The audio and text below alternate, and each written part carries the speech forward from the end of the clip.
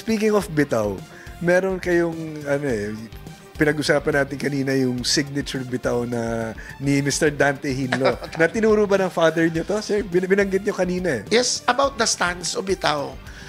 Pinag-aralan ko yun yung stance ng bitaw, no.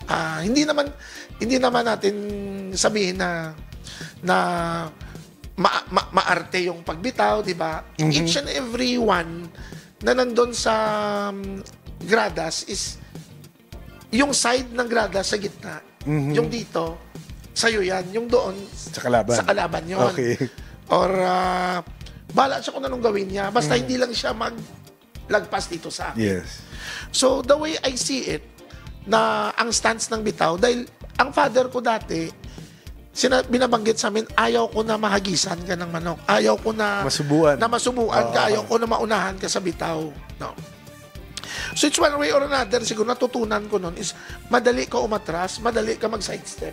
Pag tama ang forma. Pag tama. Okay. Kaya dahil sa bitawan is, sa tingin ko, Miguel, is, kung pwede lang yung magbibitaw sa kalaban, mag-take advantage yan eh.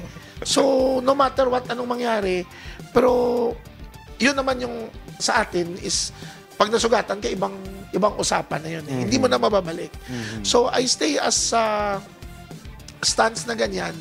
Dahil yun nga, number one, sabi ng father ko, hindi maunahan. So, takot din ako maunahan.